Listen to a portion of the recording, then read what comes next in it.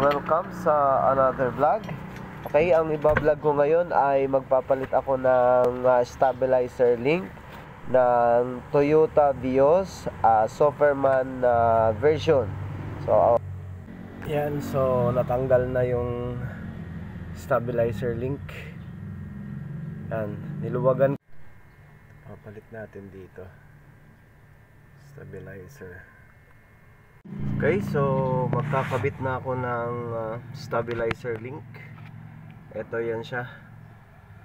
Okay, ang ginawa ko, yung binili ko kasi na replacement mahaba.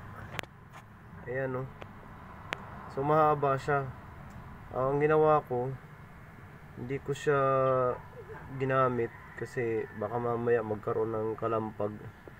Ang ginamit ko yung ano pa din, yung original. Ayan.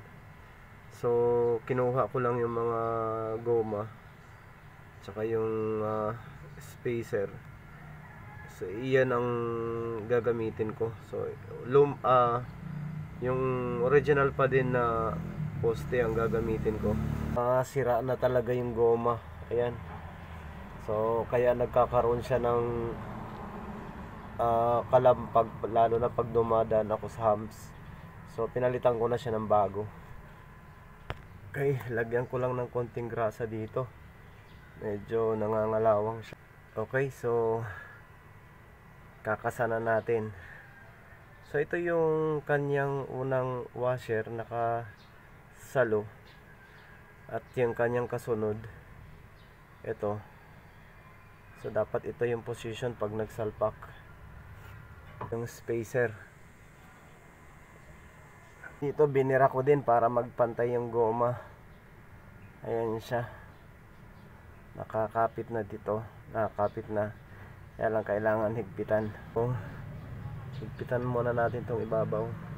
Ayan, nahigpitan na ng ano to. So yung ilalim na lang ang higpitan natin. Ito yan siya, yung higpitan natin ito.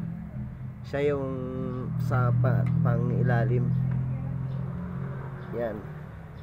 Kailangan mahigpitan din siya. Ano na siya. So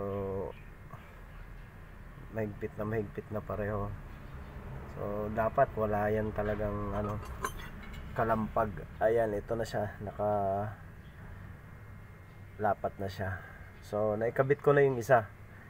Yung pangalawa naman dun sa kabilang side. Yung kanan naman ang ating kakalasin. Natanggal ko na rin siya. So ito rin ang gagamitin natin kasi mas maikli ito. Ito yung original eh. Hindi ko gagamitin yung mahaba na to. So ito pa rin ang gagamitin ko. Nilipat ko lang yung mga goma dito, tsaka yung tornilyo yung gagamitin ko. Maayos pa naman yung bushing nitong stabilizer, wala pang galaw yung braso. So ito lang talagang ano yun natin papalitan. Pag dumadaan kasi ako sa humps, nagkakaroon siya ng lagatok.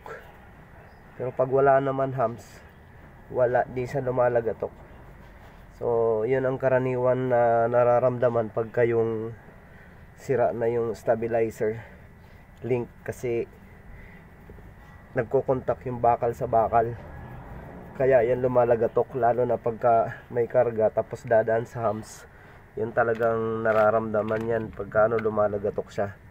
So ito yung binili ko, yan, pero hindi ito ang gagamitin ko kasi masyado siyang mahaba. Kasi mahaba siya, hindi siya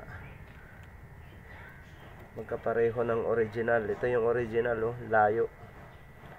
So napakahaba niyan.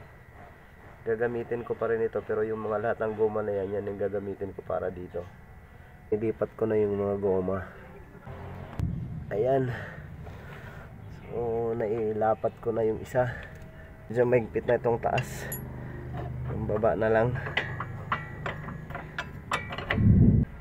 nakaganyan siya. Ito ang gagamitin natin kasi yung luma lost thread. Okay, so ayan na kabit ko ng stabilizer link dito sa kanyang kanan, and then nahigpitan ko na rin yung ilalim. So wala akong ibang kinalas dyan, hindi ko na ginalaw to, pero sinikwat ko na lang ito. So nailagay ko naman, naikabit ko naman. Yan, so ayan na siya. Napalitan ko na yung kaliwa at napalitan ko na rin yung kanan. So okay na siya. Yan, so ito yung pinagpalitan ko. Hindi ko lang siya ginamit dito kasi mahaba. Pero kinuha ko lang yung mga goma tsaka yung lock. Yun ang kinabit ko doon. So ito yung stabilizer na bago yung braso, pero yung mga bagong spacer at saka yung yung tornilyo, yun yung ikinabit ko doon sa original na nakakabit kasi mas maikli po doon. So tipid pero ganun talaga pagka hindi genuine, nagkakaiba ang sukat. Pero kasi para nanigurado lang ako para hindi magkaroon ng kalampag, kaya yung original pa rin ang ginamit ko. So pag DIY talaga ang tiyagaan lang din, kailangan talaga pag-aralan mo rin para sa susunod na masiraan ka ng stabilizer ay kaya mo nang gawin na kahit mag-isa. So yun lang po, maraming salamat po sa inyong panonood. God bless po.